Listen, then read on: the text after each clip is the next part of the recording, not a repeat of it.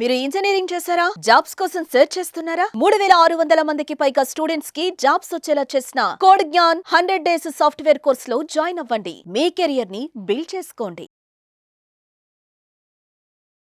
Welcome to Suman TV. నేను మీ Suman TV Nag. భార్యాభర్తల్లో మనం రెగ్యులర్గా చూస్తూ ఉంటాము. కొంతమంది బిహేవియర్ ఎలా ఉంటుంది అని అంటే చీటికి మాటికి అస్సలు సంబంధం లేకుండా హింసిస్తూ ఉంటారు. ఎస్పెషల్లీ విమెన్ అయితే టార్చర్ పెట్టేస్తూ ఉంటారు. ఇలా ఫేస్ చేసేటువంటి వాళ్ళు చాలామంది ఉన్నారు. ఏదో టైంలో మేబీ ఈరోజు హస్బెండ్ బాగుండి ఉండొచ్చేమో, కానీ ప్రీవియస్గా అయితే అలాంటి బిహేవియర్ ఏదో టైంలో జరిగి ఉంటుంది. లేదు ప్రస్తుతం ఇలా బిహేవ్ చేసి ఉండొచ్చు. వీడియో మొత్తం పూర్తిగా చూడండి. ఎందుకు అలా కసురుకుంటారు, ఎందుకు చీటికి మాటికి తిరుగుతూ ఉంటారు, వాళ్ళకి రోగం ఉంటుందా, అసలు ఏంటది, ఎలా ఉంటుంది అనేది ఈరోజు మనతో పాటు హైకోర్టు అడ్వకేట్ అలాగే రవీంద్రనాథ్ గారు ఉన్నారు. అది వారి మాట్లాడి తెలుసుకుందాం. హలో రవీంద్రనాథ్ గారు. హాయ్ అండి నాగరాజ్ గారు. భార్యాభర్తల మధ్య మనం కొన్ని చూస్తూ ఉంటాయండి. ప్రతి చిన్నదానికి వేరే వాళ్ళని అరవటము, కరవటము ఏదో చేసేస్తూ ఉంటారు. అంటే ఎంత అబ్యూజ్ ఉంటుందంటే, పలానా చోట పలానా వస్తువు ఉందనుకోండి, ఆ వస్తువు ఒక చోట నుంచి తీసి ఇంకో చోట పెట్టడం కూడా వేరే వాళ్ళకి నచ్చదు. అవునండి. హస్బెండ్ ఎలా చూస్తున్నాడు, టార్చర్ పెట్టేస్తుంటాడు సార్. అసలు మామూలుగా అనిపించదు. నరకం రోజు చూస్తూ ఉంటారు. కొంతమందికి ఆ నరకం తట్టుకోలేక ఎమోషనల్గా వీక్ అయిపోతూ ఉంటారు. రాత్రికి రాత్రే హ్యాంగ్ చేసుకుని చచ్చిపోయినటువంటి కూడా చాలా మంది ఉన్నారు. ఎందుకు అంటే వాళ్ళు అలా బిహేవ్ చేయడానికి ప్రధాన కారణాలు ఏముంటాయి అంటే ఆ అబ్యూస్ కూడా ఎన్ని రకాలుగా ఉంటుంది. కొంతమంది ఫేస్ చేస్తూ ఉన్నారు. అంటే అది ఎలాంటి రకమైనటువంటి అబ్యూస్లో ఉన్నాను అని వాళ్ళు ఎలా తెలుసుకోగలుగుతారు? నాగరాజు గారు, భార్యాభర్తల వైవాహిక జీవితం దీనికి సంబంధించి అబ్యూజ్ అంటే గృహహింస, దీనికోసం ప్రత్యేకంగా సెక్షన్స్ కూడా ఉన్నాయి. నేను అది టచ్ చేయదలుచుకోవట్లేదు. అసలు గృహహింస ఎన్ని రకాలుగా ఉంటుంది? దీనికి ఒక కవి ఎప్పుడో ఒక సినిమాలో ఒక పాట కూడా రాశాడు. ఒంటరిగా తిరుగుడు లేడిని ఒక మనిషి చూసినాడు, చెంతకు చేరదీసినాడు, అభము శుభము తెలియని ఆ మహిళ అతనిని నమ్మింది, ఆ తరువాతే తెలిసింది అతను మనిషి కాడని, ఆ మనిషి రూపంలో ఉండే ఒక మానవ మృగమని. అంటే గృహహింస అంటే ఏదో పెద్దగానే కాదండి నాగరాజ్ గారు, అనేక రకాలుగా ఉంటాయి గృహహింసలు. ఆ మహిళ చెప్పుకోలేదు. ఇక్కడ రెండు రకాలుగా మనం ఒక సైంటిఫిక్గా చెప్పొచ్చు. అమ్మాయి కాస్త అందవికారంగా ఉండి, ఈ పదం వాడుతున్నాను కాస్త అంటే కొంత అంత అందంగా, కొంత కలర్ కాంప్లెక్షన్ కావచ్చు, కొంత తక్కువగా ఉండి, అబ్బాయి కాస్త మంచి కలర్ఫుల్గా ఉన్నాడు అనుకోండి, ఇక అతను చేసినటువంటి టార్చరు అంటే నేను ఈమెను ఉద్ధరించడానికే ఈమెను పెళ్లి చేసుకున్నానని చెప్పి తన సర్కిల్లో తన స్నేహితుల దగ్గర కూడా ఒక ప్రభావాన్ని చూపుతాడు. అది కూడా నేను వివరిస్తాను తర్వాత నెక్స్ట్ మాట్లాడే దీనిలో. కొన్ని సందర్భాలు అతను ఫైనాన్షియల్గా స్ట్రాంగ్ ఉన్నాడు అనుకోండి, ఈమెతో పోలిస్తే ఆర్థికంగా వాళ్ళ ఫ్యామిలీ కానీ కుటుంబం కానీ, అటువంటి సందర్భాల్లో ఈమె కాస్త ఆర్థికంగా లేదు అని చెప్పి కూడా అతడు కొన్ని రకాలుగా కూడా అబ్యూజ్ చేస్తూ ఉంటాడు, అదేవిధంగా హింసిస్తూ ఉంటాడు. బయటికి కనబడవండి ఈ యొక్క గృహహింసలు. ఆ స్త్రీ లోపల కుమిలిపోతుంటుంది. నా దగ్గరకు వచ్చే కేసులు నేను చూస్తాను. ఇద్దరు బయటికి అన్ని నిమిషాలు బాగుంటారు, తిరుగుతారు, అన్ని రకాల యాక్టివిటీస్ అన్నీ కనిపిస్తాయి. కానీ అతడు ఒంటరిగా ఉండేటప్పుడు ఆ మహిళ మీద తీసుకున్నటువంటి టార్చర్ ఏదైతే ఉందో, ఆ అబ్యూజ్ ఏదైతే ఉందో, అది భయంకరంగా ఉంటుంది. అది పడుతున్నటువంటి ఆ మహిళకి మాత్రమే తెలుస్తుంది.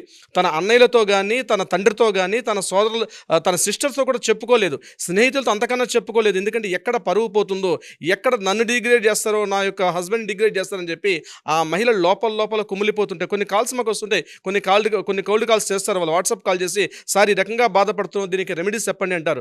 నేను కాసేపు వాళ్ళతో కౌన్సిలింగ్ కూడా చేస్తుంటాను. వాళ్ళు పడే మానసిక వేదన చాలా దారుణంగా ఉంటుందండి. ఎవరో ఒకరిని చెప్పుకోవాలని బాధపడుతుంటారు. అయితే ఎన్ని రకాలుగా ఈ మానసిక వేధింపులు కావచ్చు, లేకపోతే గృహహింస ఎన్ని రకాలుగా పడుతుంటారండి, నేను కొన్ని పాయింట్స్గా చెప్పే ప్రయత్నం చేస్తాను. అందులో మొట్టమొదటి ఫిజికల్గా ఉన్నటువంటి హింస అండి. ఇది బయట కనిపిస్తుంది. శారీరకంగా ఒక భర్త పెడుతున్నటువంటి శారీరక హింస అంటే ఫిజికల్గా కొడుతూ ఉంటాడు, ఫిజికల్గా తంతూ ఉంటాడు, ఫిజికల్గా శరీరాన్ని గాయపరుస్తూ ఉంటాడు. కొన్ని సందర్భాల్లో ఆమెను కాలుస్తూ కూడా ఉంటాడు. అంటే బాగా వేడిగా ఉన్న వస్తువులు తీసుకొచ్చి ఆమె యొక్క ప్రైవేట్ పార్ట్స్ దగ్గరికి వెళ్ళి ఆమెను కాలుస్తూ ఉంటాడు. కొన్ని సందర్భాల్లో చూపించుకోలేదు, చెప్పుకోలేదు. నేను చెప్పినట్టుగా నువ్వు చేయకపోతే ఆమెను భయపెట్టి ఆమెను ఫిజికల్గా హింసిస్తూ ఉంటాడు. ఫిజికల్ టార్చర్ అనమాట అది. ఇంతే కాకుండా ఆమె యొక్క ప్రైవేట్ పార్ట్స్ మీద రకరకాల యాసిడ్స్ పోయడానికి కానీ రకరకాలుగా వెళ్తారు. బయట కనబడదు. ఆ బాధ ఆమె మాత్రం అనిపిస్తుంటుంది. సున్నితంగా ఉన్నటువంటి ఆవిడ ఏదైతే ప్రైవేట్ పార్ట్స్ మీద ఆవిడ అటాక్ చేస్తుంటాడు. మళ్ళీ బహిరంగ ఓపెన్గా ఉన్నటువంటి స్కిన్స్లో ఎక్కడ కూడా టచ్ చేయండి, చూడడానికి బాగుంటుంది. కానీ ఆవిడ అర్ధరాత్రి పూట పడే నరకం చూస్తే భయంకరంగా ఉంటుంది నాగరాజు గారు. శారీరకంగా పెడుతున్న బాధలు. ఇంతే కాకుండా కొంతమంది బయటికి బాగానే ఉంటారు, కొంత హెల్త్ ఇష్యూస్ బాగుంటాయి, మెడికల్గా కూడా సపోర్ట్ చేయడు, అంటే వైద్య సదుపాయం కూడా ప్రొవైడ్ చేయడు కొన్ని సందర్భాల్లో. ఇన్ని రకాలుగా శారీరకంగా బాధ పెడుతుంటాడు. ఇదొక టైప్ ఆఫ్ గృహహింస వస్తుంది. కొన్ని సందర్భాల్లో కొంతమంది హస్బెండ్స్ మత్తు పదార్థాలు, లిక్కర్ ఇతను తాగుతాడు, ఆమెను కూడా తాగిస్తూ తాగమని చెప్పి ఆమెకి ఇంట్రెస్ట్ లేకపోయినా ఫోర్స్ చేస్తాడు. రాత్రులు ఒంటరిగా నేను కూర్చొని చెప్పి బాటిల్స్ తీసుకొచ్చి కూర్చొని ఆమెను బలవంతంగా తాగించే ప్రయత్నం చేస్తాడు. తాగకపోతే ఇంకో రకంగా హింసిస్తాడు ఆమెని. అంటే అది కూడా మనకి శారీరక హింస కిందకు వస్తుంది నాగరాజు గారు. అంటే మత్తు పదార్థాలు సేవించమని చెప్పి ఫోర్స్ చేయడం కూడా లీగల్ టెర్మినాలజీలో మత్తు పదార్థాలు అంటే కొట్టడం ఉండదు, కొట్టడం తిట్టడం, కానీ ముందు కూర్చొని నేను తాగుతున్నా నువ్వు కూడా తాగు అని చెప్పి ఈ అర్ధరాత్రి 12 గంటప్పుడు ఆమె లేపి దానికి కావాల్సినటువంటి ఫుడ్ ఐటమ్స్ ప్రిపేర్ చేసి ఆమెతోటి బలవంతంగా తాగించే ప్రయత్నం చేస్తాడు. అలా ఫోర్స్ చేసినా అది కూడా శారీరక హింస కిందకి వస్తుంది. కొన్ని చోట్ల కొంతమంది ఆయుధాలు ఉంటాయి, కొన్ని డిపార్ట్మెంట్స్ వాళ్ళు ఆయుధాలు క్యారీ చేయడం ఇంపార్టెంట్, వాళ్ళ ఆయుధాలు ముందు పెట్టి నేను చెప్పినట్టు నువ్వు చేయకపోతే అని చెప్తూ భయంకరంగా ఆమెను బలవంత పెట్టి కూడా శారీరకంగా హింసిస్తూ ఉంటారు. ఈ కేటగిరీ చేసి ఇప్పుడు నేను చెప్పిన యాక్టివిటీస్ అన్నీ కూడా శారీరక హింస కిందకు వస్తాయి నాగరాజు గారు. ఇవన్నీ కూడా. రెండవది ఎమోషనల్ అబ్యూస్.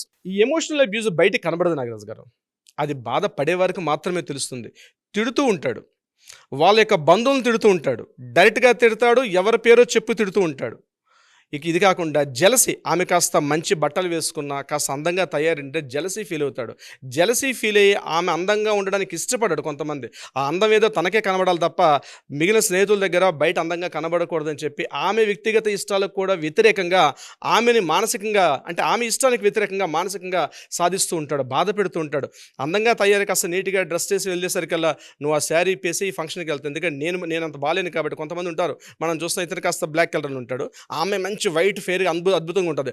అటువంటి సందర్భాల్లో బయట ఫంక్షన్స్కి స్నేహితుల దగ్గరికి వెళ్ళేసరికి ఇతను ఎక్కడ డిగ్రేడ్ అయిపోతాడో, నీ భార్య అంత అందమైన అమ్మాయికి నువ్వు ఎట్లా కనిపిస్తావు అని చెప్పి ఎక్కడ చేస్తారని చెప్పి తన దగ్గర కలర్ కాంప్లెక్షన్ తప్ప ఏ కలర్ శారీ కట్టుకోవాలి, ఏ కలర్ బ్లౌజ్ వేసుకోవాలి, ఏ కలర్ చెప్పల్స్ వేసుకోవాలని కూడా ఆమెను పూర్తిగా తన కంట్రోల్లో పెట్టుకొని ఆమెను పూర్తిగా నిర్వీర్యం చేస్తూ మానసికంగా వేధింపులు గురి చేస్తాడు. ఇది మెంటల్ ఎమోషనల్ అబ్యూస్ అంటారు నాగరాజు గారు. ఇది ఆ పడే స్త్రీకి మాత్రమే తెలుస్తుంది, ఆ బాధ ఎందుకు చెప్పుకోలేదు బయటికి. బాడీ షేమింగ్ ఎక్కువ, బాడీ షేమింగ్. కొంతమంది పొట్టిగా ఉంటారు, కొంతమంది నల్లగా ఉంటారు, కొంతమంది హైట్ ఉంటారు, కొంతమంది లీన్గా ఉంటారు, కొంతమంది హెవీగా ఉంటారు. వాళ్ళ బాడీ తత్వాన్ని బట్టి దాన్ని ఎప్పుడు పడితే అవకాశం దొరికినప్పుడల్లా ఆమెను మానసికంగా వేధింపులు గురి చేస్తుంటాడు. ఆ తల్లి పాపం రకరకాల బయట చెప్పుకోలేక ఉండలేక అదొక నరకం అనిపిస్తుంటుందండి ఈ మానసిక వేది. అదొక పెద్ద చాప్టర్ మనం మాట్లాడుకుంటే ఒక చాప్టర్ మానసిక వేధింపులు చెప్పుకుంటూ పోతే నాగరాజు గారు ఒక ఎపిసోడ్ చేయొచ్చు.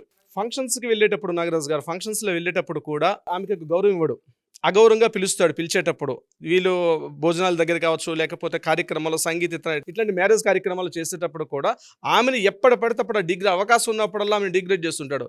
దీనికి మించి ఇంకొక స్థాయి చెప్తానండి, కొంతమంది సాడిస్టిక్ హస్బెండ్ ఎలా ఉంటారంటే వెళ్తూ బయట ఇంటికి లాక్ చేసి వెళ్ళిపోతారండి, ఆమెను ఒంటరిగా ఇంట్లో బంధించేస్తారు. అది కూడా ఎమోషనల్గా ఉన్నటువంటి ఒక బ్లాక్మెయిల్, ఎమోషనల్గా ఉన్నటువంటి ఒక వైలెన్స్ కిందకు వస్తుంది. ఆమెను ఒంటరిగా బంధించేస్తాడు.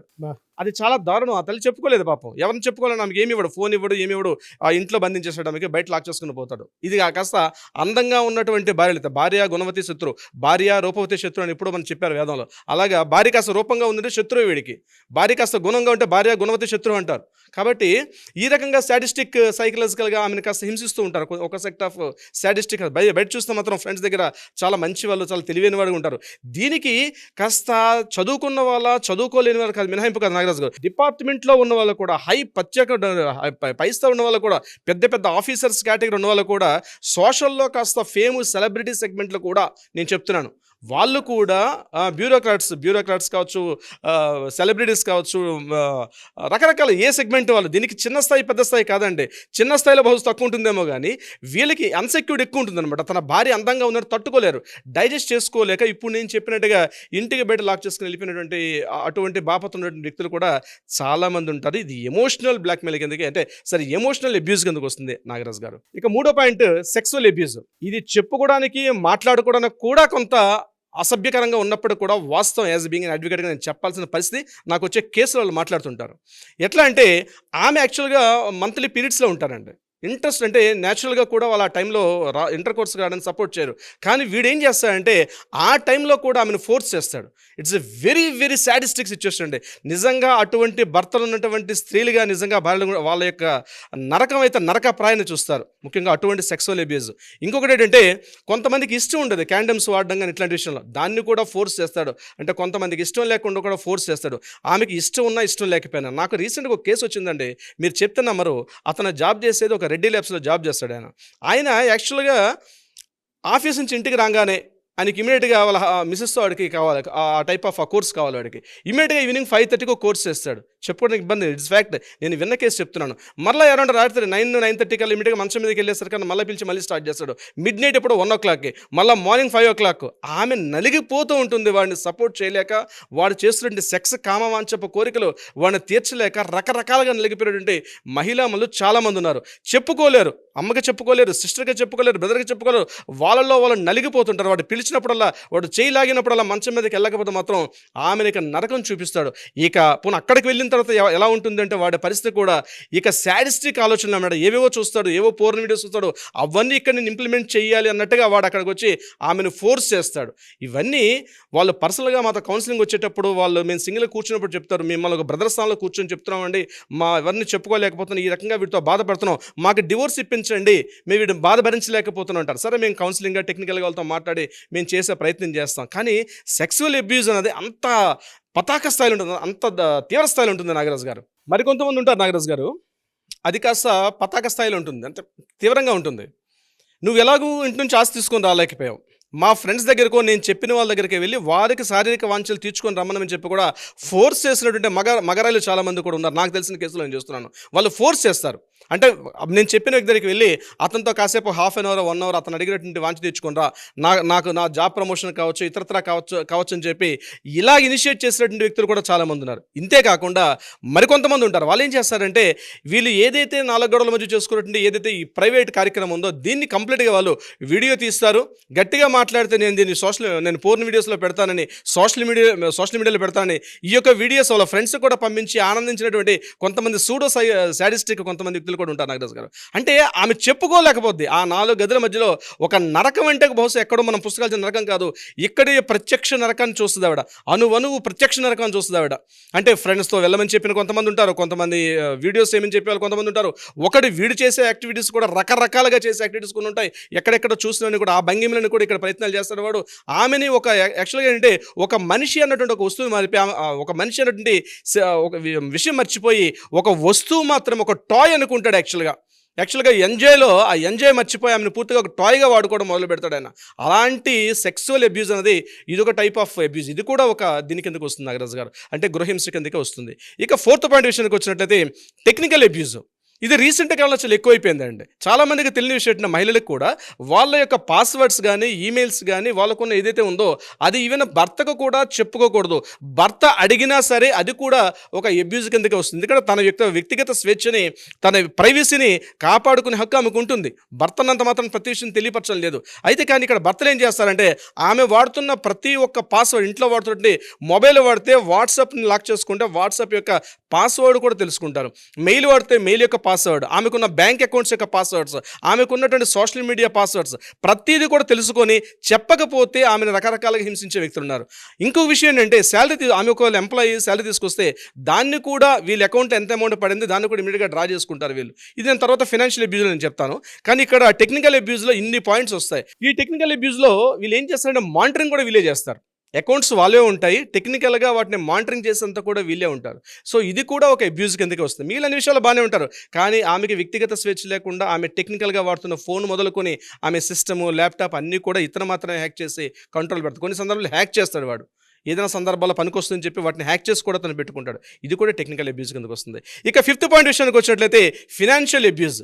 ఇది ముఖ్యంగా బోత్ ఆర్ ఎంప్లాయీస్ ఉండే సందర్భాల్లో ఆమె యొక్క శాలరీ ఏదైతే ఉంటుందో ఇమీడియట్గా శాలరీ పడిన వితిన్ మినిట్స్లో ఇమీడియట్గా ఇతని అకౌంట్లోకి వచ్చేసేయాలి. అదేవిధంగా ప్రతి ఖర్చు, ఇంట్లో ఎంతెంత ఖర్చు పెడుతున్నారు, ఏం చేస్తున్నారు అనే విషయం కూడా ప్రతిదీ కూడా ఇతను చెప్తాడు. ఒక సినిమాలో జోక్ కూడా ఉంటుంది, మీకు ఫన్నీగా తీసుకున్న వాస్తవం అదే. ఈరోజు కూరకు వంకాయలు నిండి ఉండాలి, నిండి బీరకాయలు ఉండాలంటే ఎంతమంది వస్తారో లెక్క ప్రకారం ఇస్తాడు. ఇంతలోనే సర్ది పెట్టుకోవాలి అంతే. నువ్వు పిసినారి పద్మనాభం అంటే బడ్జెట్ పద్మనాభం అంటారు, అట్లాంటి కేటగిరీ. వీడు మాత్రం మంచి ఆఫీసరే, కానీ బడ్జెట్ ఇంతలోనే ఖర్చు పెట్టు, నీకు ఇంతే బడ్జెట్ అని. ఈ బడ్జెట్లోనే మీ వాళ్ళు ఎవరు వచ్చినా, మా వాళ్ళు ఎవరు వచ్చినా, ఫ్రెండ్స్ వచ్చినా, ఇతను మాత్రం చక్కగా జలసాలు తెస్తాడు. సాయంత్రం అయితే లిక్కర్ అంటాడు, పార్టీ అంటాడు. ఇతని ఖర్చులకు మాత్రం ఒక నియంత్రణ ఉండదు, కానీ తన భార్య పెట్టే ప్రతి ఖర్చు మీద నియంత్రణ పెడతాడు. ఆమెకు వచ్చే శాలరీ ఇతని అకౌంట్లో వేస్తాడు. ఆమెకి ఎక్కడికి వెళ్ళాలన్నా కూడా, ఎక్కడికి వెళ్ళాలన్నా ఎవరినేం మాట్లాడాడు కూడా, ఈ రోజు ఇంత, ఈ రోజు 1000 రూపాయలు పెట్టుకో, ఈ 1000 రూపాయలు 4 రోజులు ఖర్చు పెట్టుకో, ఏ లెక్క పడుతుంది. ఆమెకంటూ ఒక శారీ కొనుక్కోవాలనుకున్నా, ఒక క్లాత్ కొనుక్కోవాలన్నా ప్రతిదీ కూడా లెక్కాపత్రం చెప్పకుండా మాత్రం వదలడు. ఒకవేళ పొరపాటున కానీ ఒక 1000 రూపాయలు తేడా వచ్చిందంటే ఇక ఫిజికల్ హ్యాండ్లింగ్ దిగిపోతాడు, ఇక బెల్ట్ తీసుకుని కొట్టం మొదలు పెడతాడు. ఇది చెప్పుకోలేదు ఆవిడ. ఆర్థికంగా ఈమెకు ఒక స్వేచ్ఛ ఉండదు. ఈవెన్ దో జాబ్ చేసిన చాలా మంది. నాకు రీసెంట్గా ఒక ఆఫీసర్ విషయం చెప్పడం కూడా జరిగింది. సార్ అంటే మీరు పెద్ద ఆఫీసర్ కదండి, మీరు ఎలా ఆయన కంట్రోల్కి వెళ్ళిపోయారంటే కొన్ని లింక్స్ ఉన్నాయండి, నేను చెప్పుకోలేను, నేను ఏదో సందర్భాల్లో చిన్న చిన్న కమిట్మెంట్స్ తీసుకొని ఫెయిల్ అయ్యాను, దానివల్ల ఇమ్మీడియట్గా నా యొక్క ఫైనాన్షియల్ కంట్రోల్ మొత్తం కూడా, ఈవెన్ దో నా బ్యాంక్ అకౌంట్, ఎఫ్డీస్, గోల్డ్ ఇవన్నీ కూడా ఆయన కంప్లీట్గా ఆయన కంట్రోల్లో పెట్టుకొని నన్ను మానిటరింగ్ చేస్తూ ఉంటాడు. నేనేదైనా తప్పు చేస్తే మాత్రం నన్ను డివోర్స్ ఇస్తా అని చెప్పి భయపెడుతూ ఉంటాడు. సార్ ఫైనాన్షియల్గా ఇన్ని రకాలుగా అబ్యూజ్ చేస్తాను, దీనికి రెమెడీ ఏంటని చెప్పి రావడం కూడా నా దగ్గరకు రావడం జరిగింది ఆ యొక్క స్త్రీమూర్తి. ఫైనాన్షియల్ అబ్యూజ్లో మరొకటి ఉంటుందండి. పెళ్లి కట్నం కావచ్చు, ఇతరత్ర కారణాలు కావచ్చు, అటువంటి సందర్భాల్లో అంటే పుట్టింటి దగ్గర నుంచి ఏమీ తీసుకొని రాలేదని చెప్పి ఇతను అనేక సందర్భాలు ఆమెను ఫోర్స్ చేస్తుంటాడు. మీ నాన్నగారిని అడిగి అమౌంట్ తీసుకుని రా, మీ అన్నయ్యని అడిగి అమౌంట్ తీసుకుని రా, లేకపోతే నేను పలానా ప్రాపర్టీ కొంటున్నాను కాబట్టి అక్కడ ఇన్వెస్ట్మెంట్కి మీ దగ్గర నుంచి అమౌంట్ తీసుకొని రమ్మని చెప్పి ఆమెను ఫోర్స్ చేస్తూ ఉంటాడు. అంటే ఏదైనా ఒక కంపెనీ పెడుతున్నానో, లేకపోతే ఏదో ల్యాండ్ కొంటున్నానో, లేకపోతే ఏదైనా ఒక ఫైనాన్షియల్ కమిట్మెంట్లో మీ పేరెంట్స్ దగ్గరికి వెళ్ళి అడిగి తీసుకొని రా, లేకపోతే అప్పటిదాకా మళ్ళీ నా గుమ్మ మీదకి రావద్దని చెప్పి వెంబడించి వాళ్ళని నెట్టివేసే ప్రయత్నం కూడా చేస్తారు నాగరాజు గారు కొంతమంది వ్యక్తులు. అటువంటిది కూడా ఫైనాన్షియల్ అబ్యూజ్ కిందకి వస్తుంది. మరి ఎలా సార్, అంటే దీనికి సొల్యూషన్ కావాలి అనుకుంటే ఎట్లా, అంటే ఎక్స్ట్రీమ్లో ఉంటుంది జనరల్గా. మీరు చెప్పే అన్నీ మామూలుగా లేవు. అంటే ప్రస్తుతం ఏ 5 కనుక మనం చూసుకుంటే ఏదో ఒక రకమైనటువంటి చిత్రహింసలో డెఫినెట్గా ఉన్నారు, అసలు డౌటే లేదు. అవునండి. దీనికి సొల్యూషన్ ఏంటి సార్ అసలు? నాగరాజు గారు, వీటికి సొల్యూషన్ ఏంటంటే ఆల్రెడీ ఒక ఎక్స్ట్రీమ్ స్టెప్లకు వెళ్ళిపోతారు. అప్పుడు మాత్రమే వీళ్ళు గుర్తిస్తారు. మొదట్లో యాక్సెప్టెన్స్ ఇవ్వకపోయినప్పటికీ కూడా తర్వాత మెల్లగా యాక్సెప్టెన్స్ ఇచ్చేస్తారు. తర్వాత కొద్ది రోజులు తెలుస్తుంది, వీడు నన్ను సాడిస్టిక్గా నన్ను ఇబ్బంది పెడుతున్నాడని గుర్తించేసరికి జరగాల్సిన డ్యామేజ్ జరిగిపోతుంది. నీకు మెయిన్ ఏంటంటే నాగరాజు గారు, ఒకటి కౌన్సిలింగ్ చేయడం అనేది వెరీ వెరీ ఇంపార్టెంట్. దీనికి సంబంధించినటువంటి ఎవరైనా బాధితులు ఉంటే ఇమీడియట్గా కింద స్క్రోల్ అవుతుంది, మనం కాంటాక్ట్ చేయగలిగితే తప్పనిసరిగా మన లీగల్ వాళ్ళకి అప్రోచ్ అవుతారు. వాళ్ళకి మెడికో అండ్ లీగల్గా కూడా బోత్ సైడ్స్ కూడా వాళ్ళకి ఒక కౌన్సిలింగ్ చేసే ఒక ప్రొసీజర్ ఉంటుంది. ఆ సిస్టంలో వాళ్ళని మనం కౌన్సిలింగ్ చేస్తాం, అది వాళ్ళు కోఆపరేట్ చేస్తే. ఇది కాకుండా ఇంకా ఏదైనా తీవ్రంగా ఉంటే కూడా న్యాయపరంగా కూడా కొంత రెమెడీస్ చేసుకోవచ్చు నాగరాజు గారు. అప్రోచ్ అవ్వచ్చు మిమ్మల్ని? డెఫినెట్గా అప్రోచ్ కావచ్చు అండి. పార్ట్ 2 వీడియో అనుకుంటున్నానండి. ఎందుకు అని అంటే సొసైటీలో ఇలాంటి వాటికి సంబంధించి చాలా ఎక్కువ జరుగుతూ ఉంటాయి. దీనికి ఒక సొల్యూషన్ లాగా ఒక వీడియో చేద్దాం నేను అనుకుంటున్నాను. ఒకవేళ మీరు కనుక ఆ ప్రాబ్లంలో ఫేస్ చేస్తూ ముందుకు వెళ్తున్నటువంటి వాళ్ళు ఎవరైతే ఉంటారో ఎక్స్ట్రీమ్ కండిషన్లో, మీరు కింద కామెంట్ బాక్స్లో వీడియో చూసిన తర్వాత పార్ట్ 2 సొల్యూషన్ వీడియో కావాలని చెప్పేసి కనుక మీరు పోస్ట్ చేస్తే డెఫినెట్గా వాటి మీద మేము వీడియో చేస్తాం. బట్ మీరు అనుకున్న విధంగా మీకుండేటువంటి ప్రాబ్లం ఏదైతే ఉందో మీరు చెప్తేనే తెలుస్తుంది. దీనికి పార్ట్ 2 డెఫినెట్గా కావాలి అని అంటే సొల్యూషన్ రూపంలో ఒక వీడియో అయితే చేస్తాము. ఎందుకు అని అంటే చాలామంది ఫేస్ చేసేటువంటి వాళ్ళకి మాత్రమే తెలుసు.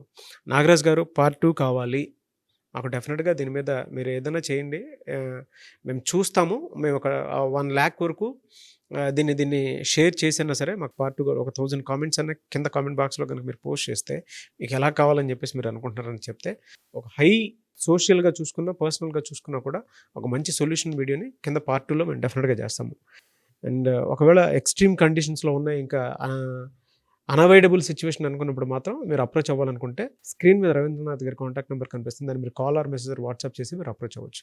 ఈ వీడియో లైక్ చేయండి, షేర్ మాత్రం తప్పకుండా చేయండి. ఇలాంటి మరిన్ని వీడియోస్ కోసం మా ఛానల్ ఫాలో అవ్వండి. Thank you. సుమన్ టీవీలో మీ పర్సనల్ అండ్ బిజినెస్ ప్రమోషన్స్ కోసం కింది నెంబర్కి కాంటాక్ట్ చేయండి.